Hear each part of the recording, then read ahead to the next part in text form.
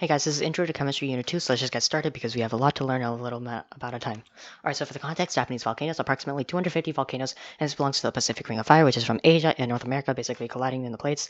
And basically, this is a junction of four tectonic plates, the Pacific, Philippine, Eurasian, and North American plates, all collide to form in this area of Japan over here, which are all of these volcanoes, and mainly subduction tectonic plates, converging plates. Basically, one plate goes under the other, and let's just talk about that later. Now, the Earth has many layers, so let's just start with the inner core, the innermost layer of Earth. It is a solid ball, and it is 20% of Earth's radius over here. Now, the outer core is a liquid layer, and this is 2,400 kilometers thick and made of iron and nickel. Basically, the lower mantle, which is the part of the mesosphere, is actually 56% of Earth's total volume, which is actually a lot, and liquid inner layer of Earth. Now, going on to the upper mantle, which is also part of the mesosphere, is a very thick rock under the crust, and it's 670 kilometers thick. The crust asthenosphere is actually mechanically weak, reaching underneath the lithosphere over here. And for the crust, which is the lithosphere, is a rigid outermost shell, and it's the layer we live on. And also houses the tectonic plates. Now going on to the density, it is, if you saw my last video, it is how packed the object or substance is. Obviously, if you didn't, I'll link you in the description.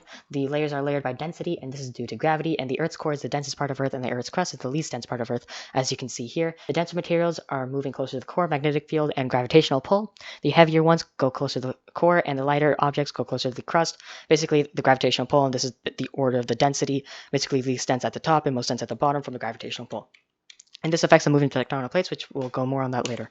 Now, going to the continental and oceanic crust. Continental is a 35-kilometer thick on average. All types of rocks are in here. Igneous, metamorphic, and sedimentary. All of them are on the continental crust. But the oceanic crust is made of basalt lava, which flows onto the sea floor. Basically, they harden into rock. And this is very thin, only 5 to 12 kilometers thick. And the comparison is the oceanic crust is much denser and thinner than the continental crust.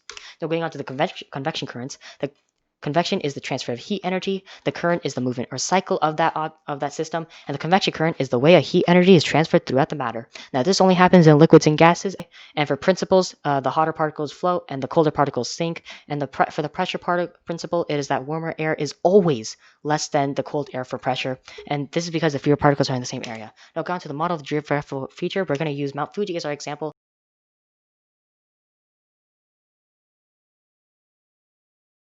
Going on to the model, basically, as you can see it, this is a convergent subduction plate movement from Mount Fuji, and this takes about 10,000 to 500,000 years to form a volcano, which is a very long range, actually. Now, this is an endothermic process, and basically the blue over here is releasing energy. As you can see from all this grinding and this movement of magma, the releasing energy is taken over here in this blue box here, and this is from the grinding of the plate boundaries, which causes it to release energy as it grinds the particles in it get more excited, and this happens, which also goes into the convection currents over here. This is an exothermic process because it is cooler as it goes to the top, and basically if it is cooler, it is lower volume and contract and sink because it is more dense, because it is more packed from it, and the speed of the particles are lower.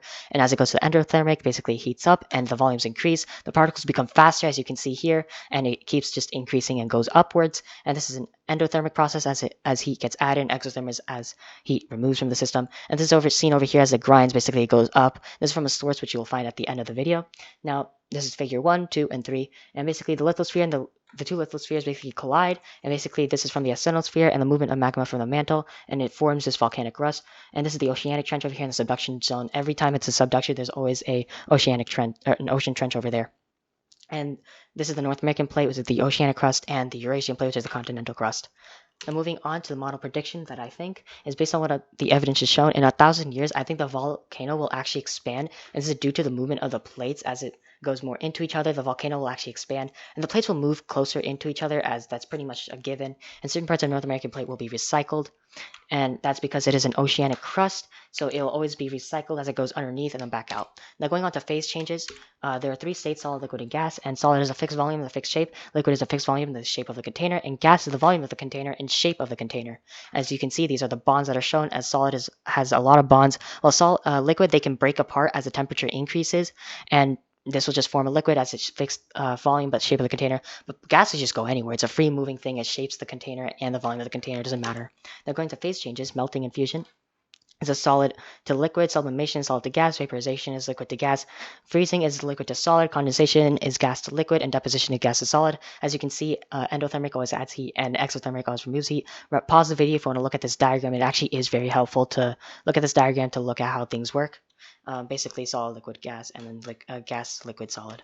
Now moving on to reading the phase change diagram, there's a heating curve. Heat is being added to the system, endothermic process, and slope of the temperature increases to positive. Basically, this is positive, rise over run, and the heat is being added to the system as it is increasing as time is keep going.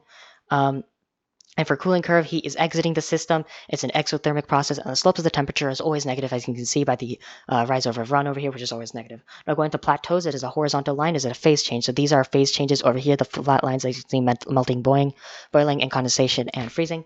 And this is the potential energy increase because obviously we'll go into positive and negative slope, which is a no horizontal line, which is temperature change, and this is kinetic energy increase. What this means by is that the temperature is equal to the speed of the particles, and the kinetic energy is always increasing as it is always increasing over here, or the kinetic energy is always increasing over here, no matter the slope is negative or positive, while the potential is always flat because the speed is never changing in this area. It is constant, as you can see by the temperature, and temperature is always related to the speed of the particles.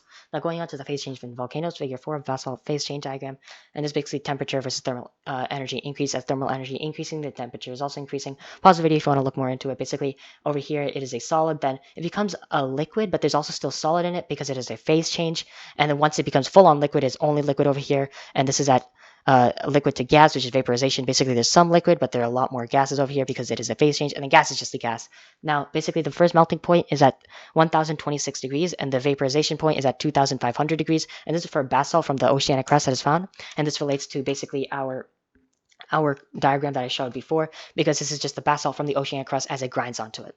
Now going on to the last part, the connection to the Japanese volcanoes. Basically, Japanese volcanoes are always convergent, subduction as I shown before, and the tectonic plates grind. It makes a phase change. Basically, as they grind, it goes from solid to liquid, and from volcanic eruptions, it goes from liquid to gas because of the CO2 that is being dispersed from the volcanoes that is shown.